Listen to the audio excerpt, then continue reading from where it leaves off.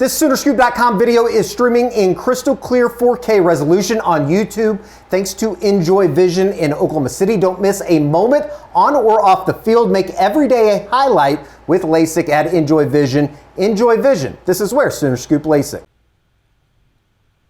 Hello and welcome back. Eddie Radosevich, George Stoya here from the Soonerscoop.com studios. You're looking at a live shot there from the new Soonerscoop studios that we can't wait to debut. Got all the lighting and everything set up. I'm awesome. Sure that there's a number of pictures that you've seen. If you're involved with us here on the Soonerscoop.com YouTube channel, I'm sure you're following us on social media. Welcome back to another Friday edition of Around the Quarter. OU Kent State, the buzz. It's out there, I think, or something like that. It's palpable, right? Yeah. You can feel it in the air. No, family weekend, though. Actually is packed around Campus Corner is packed. There's a lot of people, out there. And I'll be interested to see what the crowd's like, because I do think that it's a somewhat interesting game. Look, you're the fifth-ranked team in the country, too. Sure. I think the fan base is pretty fired up. We get 12 of these a year. It's, you got to take advantage. And obviously, starting next week with Texas and a trip down to the Cotton Bowl, it's going to be quite fascinating, kind of into the season, or I guess really truly the beginning of the season. Before we get all to your questions from the Crimson Corner, good time to remind you, join Soonerscoop.com. Do so for just $1. Plenty of good content this week. Even though it's been Kent State week, there are certainly some storylines, right, with Michael Hawkins making his fifth career start next week. I'm sure the focus will shift over to a John Mateer injury update. You want to give one right now? No. Okay. I think I was just waiting. I will say, I think there's a chance tomorrow, in warm-ups, is Mateer even doing anything? Is he, I'm not saying he's going to be dressed out, but when they come on the field, 2.5 hours early, is he tossing the ball around? Is he out running around? What's on his hand, if anything? I think that's certainly something to maybe keep an eye on. We'll definitely be following that, as well as anything that comes out of the Chipotle location in North Norman. Shout out to them if we need. But certainly, as we enter next week with OU Texas, everything that comes with that, very exciting. Yeah. Very fun time down at the Cotton Bowl, as always. Before we get to the questions, let us tell you about our good friends over at homefieldapparel.com. We have done so all season long. The premium collegiate apparel brand based in Indianapolis. Officially licensed apparel with vintage college designs, football boxes, coaches' jackets, bomber jackets, hats, crew necks, anything and everything in between, George. Yeah, this stuff rocks, man. The basketball pullover shirt thing is pretty awesome. Not too far away from the start of basketball season for sure, and the Top Dog shirt too is awesome too for hoop season. But they've got lots of good stuff. I like the sweatshirts as well. It's about to get cold. I know not next week down in Dallas, but it's kind of the last one, and then hopefully it gets a little chilly outside. You won't need it tomorrow or next week. Most likely down in Dallas, unless our good friend Rick Mitchell hooks us up with a good forecast. Just all you got to do is go to homefieldapparel.com. Thank you to them. All right, let's start the program here. Around the Quarter, taking all your questions from the Crimson Quarter, give it a little bit more, depth to an answer, but certainly no better place to start than with one John Mateer, who had surgery just under a week ago. I guess just over a week ago now. OU invented it. George, when the Mateer surgery was announced, the natural first impression for anybody is he's out. He did play an entire game with the injury. Has it been considered that instead of Mateer being abnormally tough, the injury was not that severe and the surgery wasn't all that invasive? No plates and screws like what, quote, surgery usually entails. That makes more sense to me than believing Mateer got to sling a ball around with a surgically repaired thumb bone. Please provide some discord. Maybe Mateer heals differently than everybody else. I don't know. Thanks, George. I don't know. I don't know what they did in the surgery. I was under the impression there was a screw put in. I honestly do not know. I haven't heard that, from Dr. Stephen Shin or obviously John Mateer himself. It's not because we didn't ask Dr. Stephen Shin. No, I did. I did call his office several times. Never heard back. But I think that it wasn't a super invasive surgery. I know that you've talked about that as well. I know that is to be a case, that it wasn't super invasive. And I'll just put it this way. It kind of feels like he's going to do everything he possibly can to give it a go. What that reality is, I don't know. And I don't think that you know. I don't think anybody knows. I don't even know if John Mateer truly knows. Well, and it's all about how he recovers, how quickly can he get that grip strength back. And I think that it's more, if it's feeling more and more likely that he's going to at least be able to play against South Carolina. I think the question is now, can he play against Texas? And, I don't know, again, like it sounds like the surgery went well. I don't know how he's doing his recovery. Again, that's why I think it's going to be fascinating tomorrow, because I think if he is kind of feeling somewhat decent, he might be tossing the ball around in pregame, even if that's not like zipping passes, just kind of out there playing catch with guys. We'll see. It's kind of one of those things, but I had heard through a friend of a friend type of deal that he had been gripping a football early, or I guess late in this week, early in this process for what it is to him getting back onto the field. And we've all seen the pictures, right? He's not wearing a brace. It's just got a Band-Aid, which would make you think that the surgery itself wasn't super invasive. But until we talk to Mateer or Dr. Stephen Shin, if he were ever to come on the show, which hopefully he would, that'd be awesome. Always an invite. We don't really know. Sure. So I don't want to answer the question. I don't want to go Dean Blevins on us here, but maybe a 50-50 chance, maybe a better than 50-50 chance. Sure. Just my personal opinion, be a little bit surprised if he doesn't play at the Cotton Bowl. We'll see. Yeah. If you would have asked me that a week ago, I would have said no way in hell he was going to play when we were looking at a 4-week recovery process. Well, and he's going around telling people, he's like, I'm going to play. He's not a liar. That's a sin. All right. We don't know. Mateer returned, though. Baker Stash does want to know, do you feel like Mateer injury increases the likelihood of him possibly returning for 2026? I would assume it's largely dependent on the draft grade he gets after this season, but curious to hear your thoughts. Bonus question, who do you guys have in the Texas-Florida game? I'll answer the first question first. I think originally I would have said, maybe it would open the door to him coming back in 26. If he were to miss, let's say 3 or 4 games, right? Then, yeah, I think there was a chance, because maybe NFL teams would say, hey, we haven't seen enough. If he goes and he plays next week against Texas or even South Carolina, he only misses 2 games, and he continues to play well, I think he's going to have a pretty good draft grade. And teams aren't going to be questioning like his health or his ability, saying, hey, you haven't had enough games on tape. So I think originally, yes.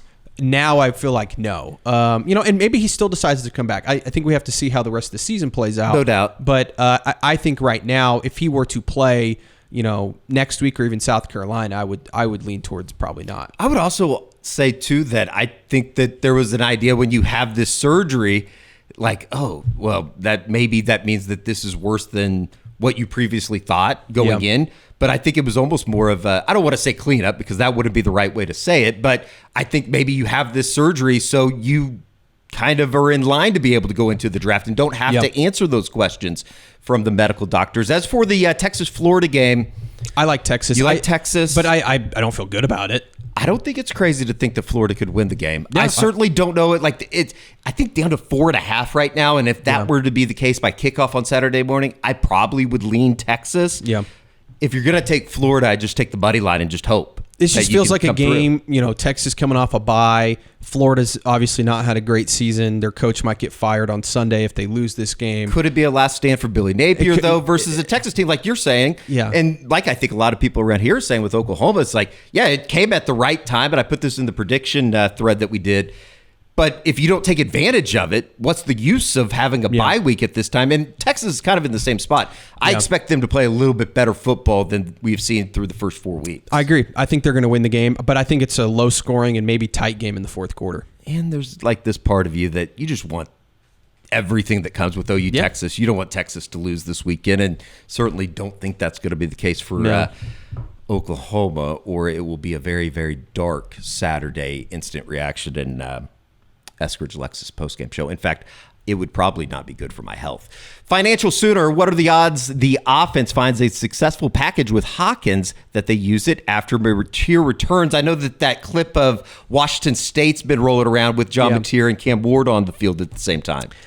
I don't think that's the plan. Let's not forget that before Mateer's injury, the plan was for Hawkins to redshirt this year. And Brent Venables talked about that. We've used some of those clips and shows this week. So I think that they're not going to try and put out some funky package. I mean, maybe they would. But it'd be fun. At this point, I think that if Mateer comes back, they're going to try and keep Hawkins on the sidelines just because they want to preserve that for him. So what we're telling you is when John Mateer starts at the Cotton Bowl next week, him and Michael Hawkins' first play will be running the wishbone. That'd be awesome. That would be awesome. I think Ben Arbuckle could come up with some good stuff. Speaking of, we've talked about the quarterback situation on the Unofficial 40 this week alongside Kerry Burdock and Josh McCuistion.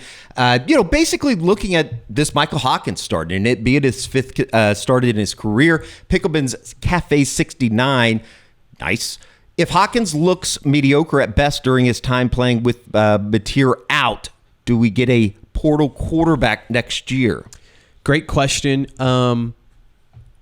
I think so. I think that they at least take a look. Some of it depends on the market, right? It has to be the right fit. Obviously, the money has to be right. Sure. There's going to be other schools going after some of the top guys. I don't really know who would fit what Ben Arbuckle wants to do. I mean, it maybe also depends too if Ben Arbuckle gets a head coaching job and leaves. Maybe the new offensive coordinator brings somebody. So I think it's too early to say, but.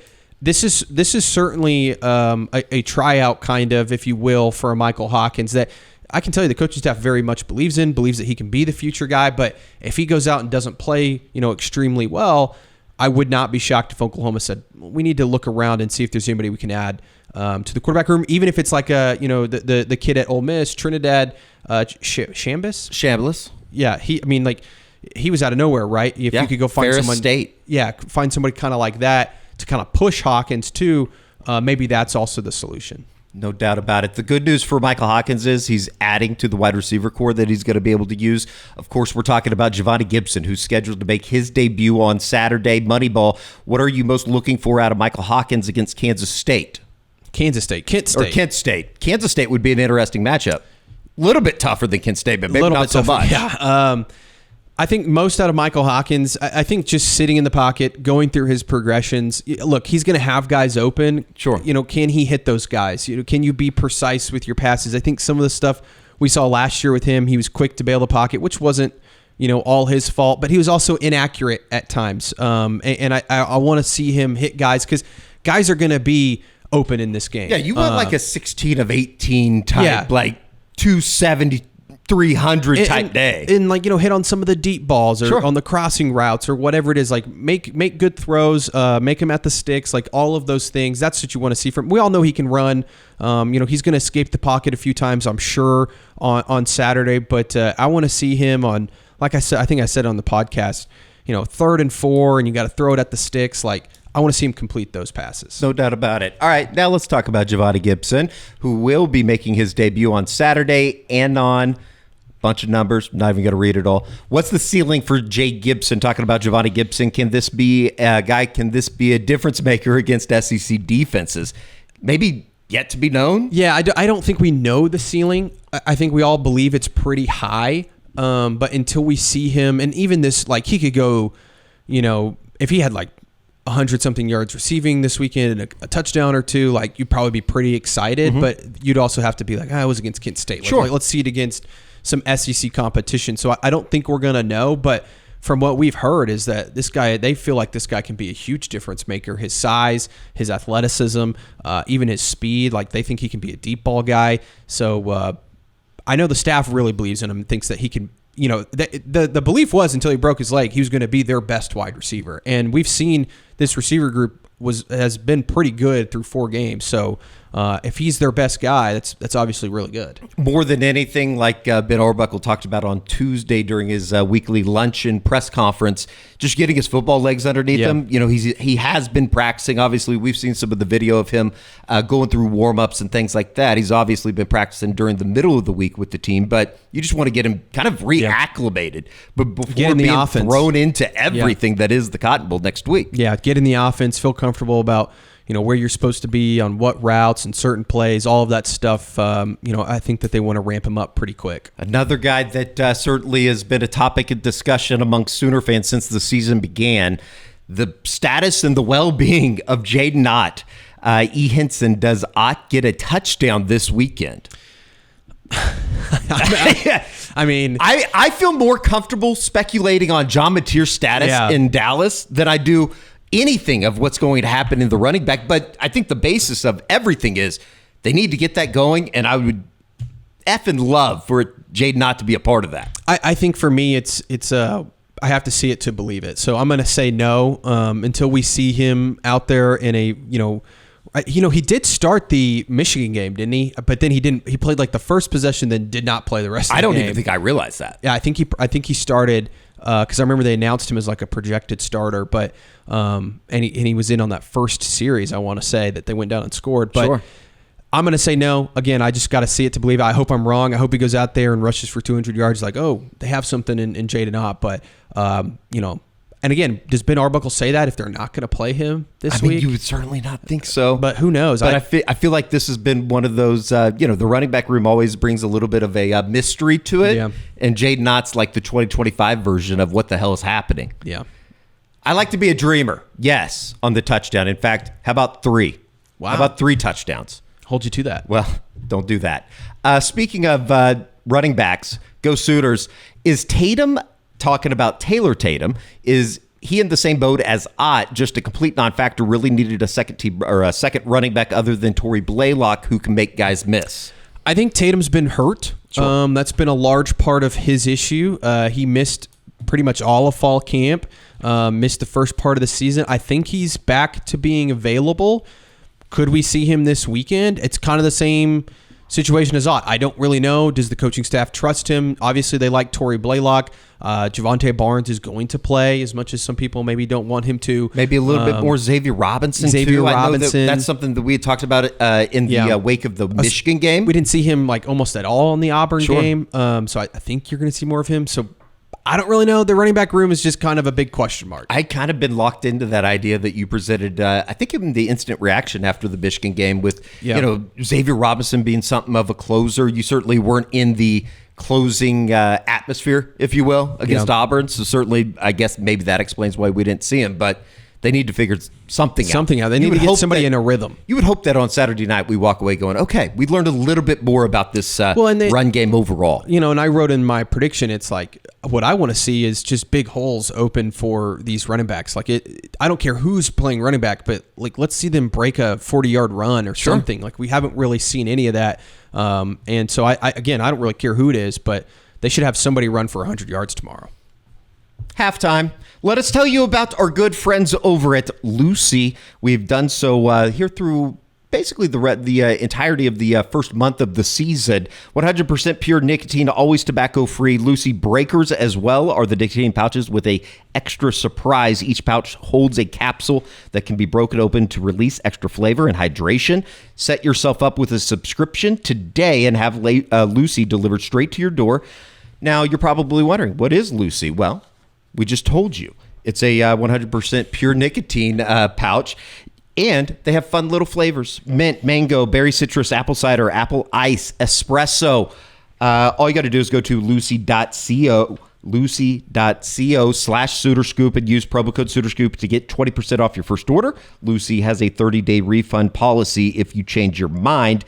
We also must tell you, Lucy products are only for adults of legal age, and every order is age verified. Warning, this product contains nicotine. Nicotine is an addictive chemical. We also would like to tell you about our good friends over at Huel.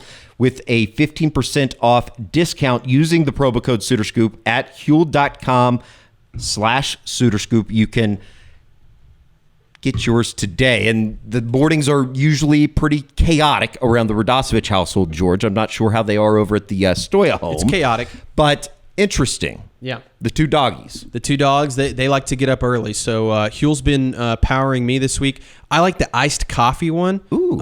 It's a complete meal, so 400 calories. No, I like the iced coffee. Oh, yeah. I like that. This one's the vanilla right here. But very good. I know Carrie also likes the... is it the strawberry banana? I think it was. It was the strawberry banana that he was raving. He said that he has 2 just now. They also have the Black Edition powder, which is a complete meal, so you feel full focused and ready for your day. Really good stuff over there with our friends at Huel. All the nutrients that you need to thrive, Georgie boy. Yep. 27 vitamins and minerals. Just go to Huel.com/SooterScoop.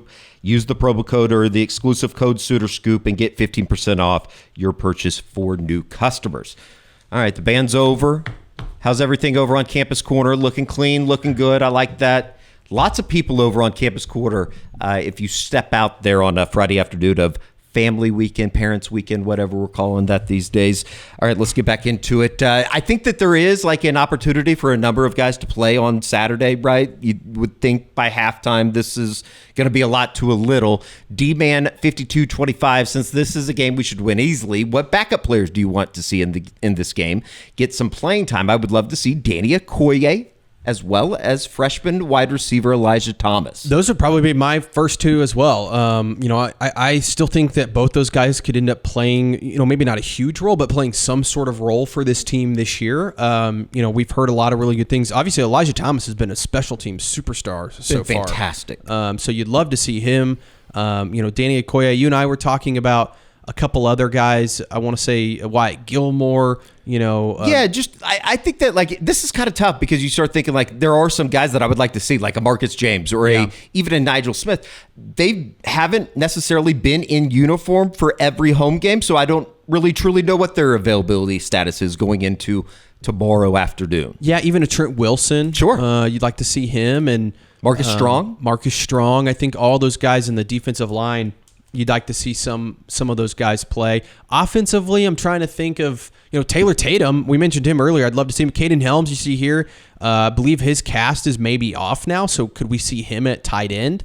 Maybe giving Jaron Kanik a break. So there's a handful of guys that I'd like to see. Taylor Tatum here. I think that's Taylor Tatum, right? Yeah. Catching punts. So that'd be great if he was out there. And then there's obviously Danny Okoye. He looks like a monster. Certainly going to try to get a lot of guys in. Eddie Pierre-Louis on the offensive line, I would imagine. Ryan Foje is going to get some run on Saturday as well. So going to be interesting. It would even be kind of interesting to me, and this kind of toys with the idea of how much you want to play starters, but maybe they get Fabechi Wewu some reps at center. I know that we talked to him about that on Monday. Yeah, and it'll be interesting how long do they keep some of those guys in. Like sure. And obviously it depends on what the score is, but if you're up 4 scores at halftime, I would imagine a lot of those offensive linemen, they're going to rest in the second half. Let's talk about that. Talking about resting starters, are obviously coming out of a bye week. You feel pretty good about the health of everybody.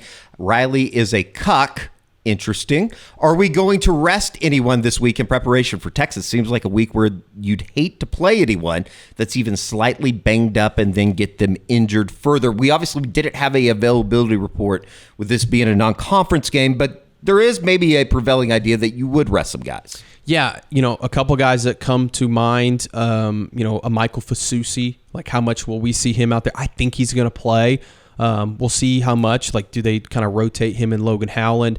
I think Jaden Jackson, Dominic Williams are two guys that are maybe a little nicked up. We'll see if they play tomorrow. I don't think it's anything serious. I think they'll be able to play for Texas, but I know that's been going around, and I'm trying to think if there's anybody else. Jake Michael and Fabechi Wewu, I think both of them are going to play. But again, how much are they going to play in the game?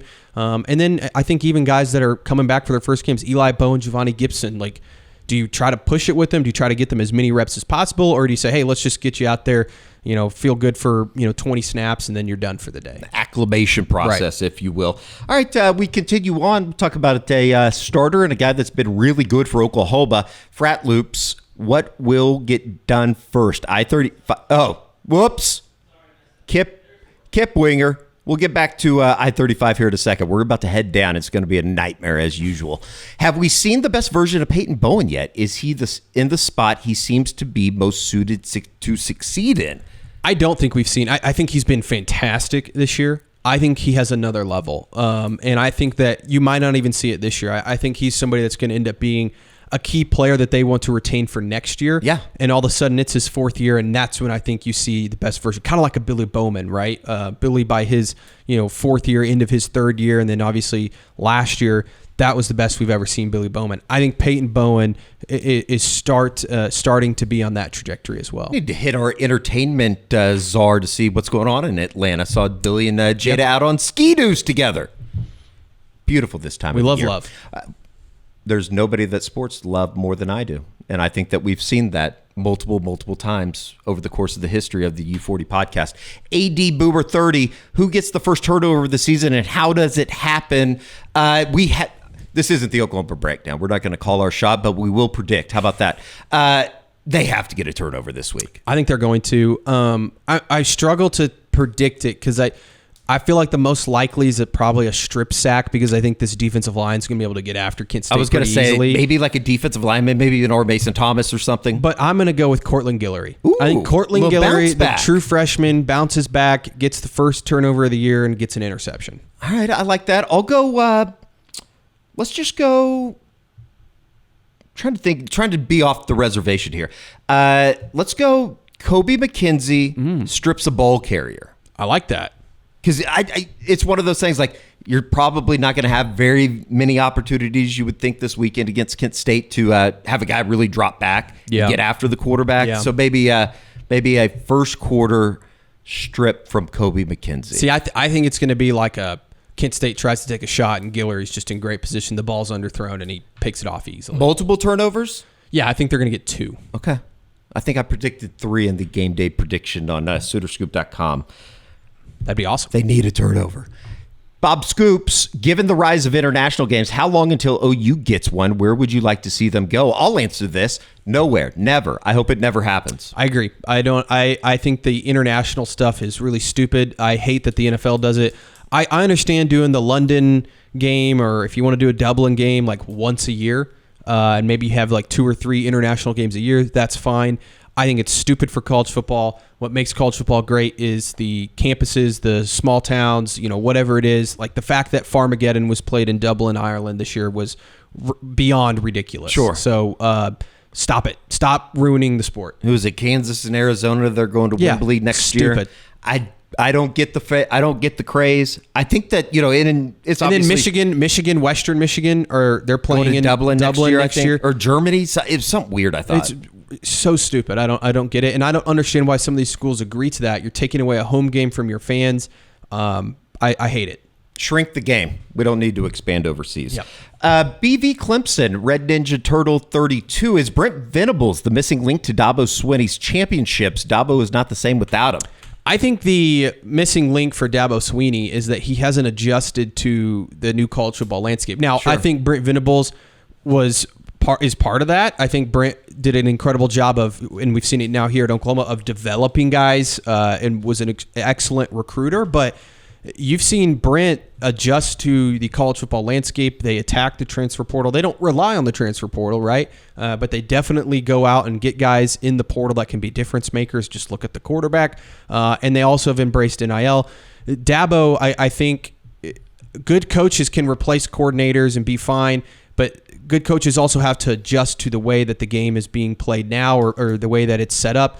And Clemson just has not done that. And I think that that's a big reason why. And I'm not saying Clemson needs to go out and get a bunch of portal players, but it's pretty clear that they've failed to take advantage of that. And I guess Dabo would probably remind you that they've won the ACC 8 of the last 9 years and I played in get the college football playoff last year. I just don't think that their teams have been as good. And I also think that I do think that his coordinators haven't been as good as well. Like there's a lot of different things, but I don't think it's just like, oh, well, the reason Dabo is failing is because Brent Venables left. Like there's a lot of reasons that I think that go into Clemson's demise right now. After this weekend, Georgia and I will get not 1 but 2 runs at a state fair. State Fair of Texas next week, State Fair of South Carolina in Columbia. Coach JS74, what's the Mount Rushmore of fair food as we get ready for Dallas? Well, I mean, you got the corny dog obviously is on Shout there. out Fletcher's. I would put a wax cup beer beverage on my list of Mount Rushmores.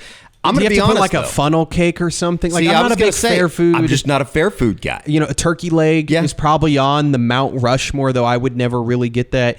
One thing that I've gotten at the State Fair of Texas, this was years ago, that was pretty good.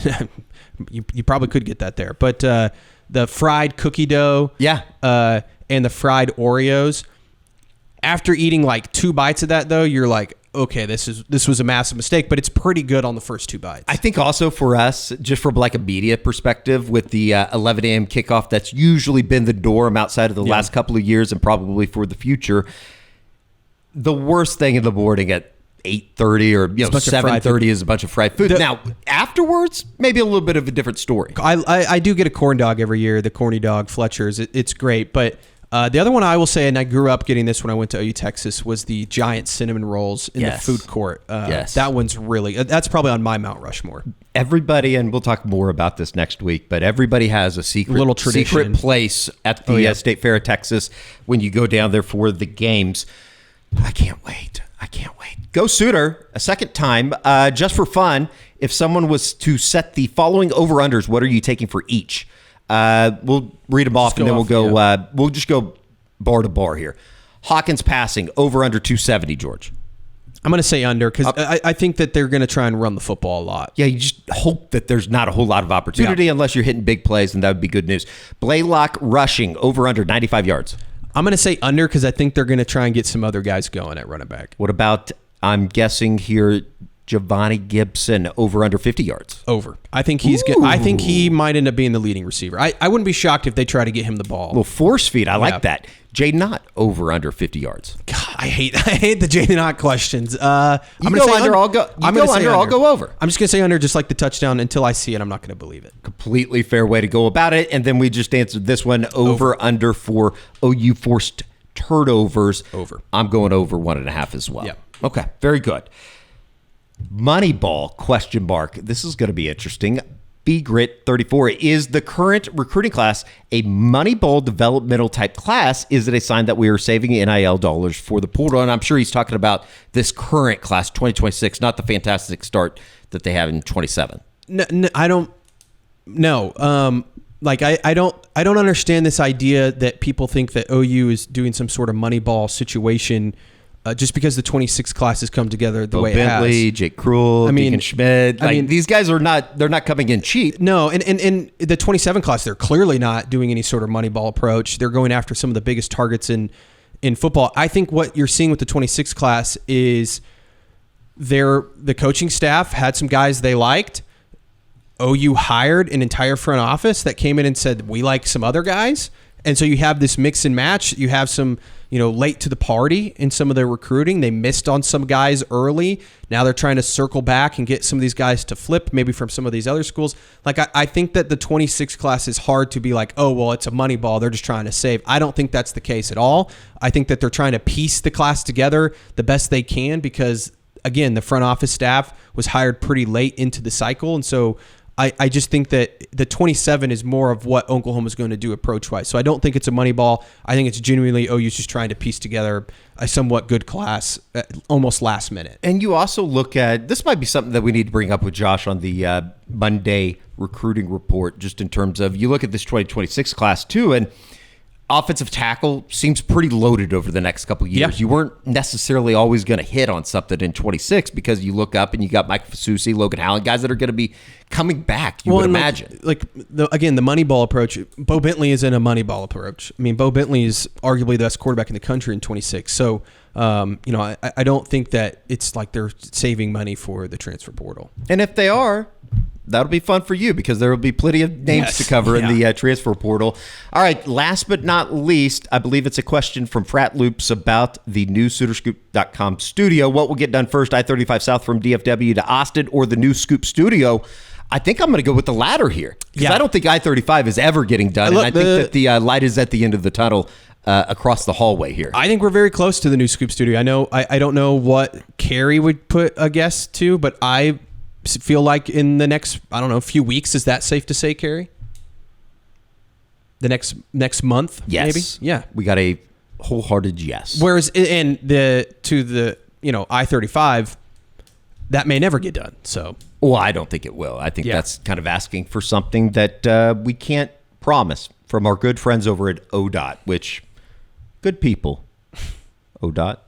All right, that's going to do it. I'm excited about this weekend. Obviously, next week is kind of one of those, kind of like the Michigan game when we were talking about. It's like why you sign up for everything around these parts to cover it. Popping. Lots of action out there on Campus Quarter, though. And yes, we are excited about the new studio to come. We will see you back here on the SoonerScoop.com YouTube channel on Saturday evening for an instant reaction following the OU Kent State game. And then we will head right into OU Texas and be back here on Monday. Hello, ladies. For George Stoya, I'm Eddie Radosevich.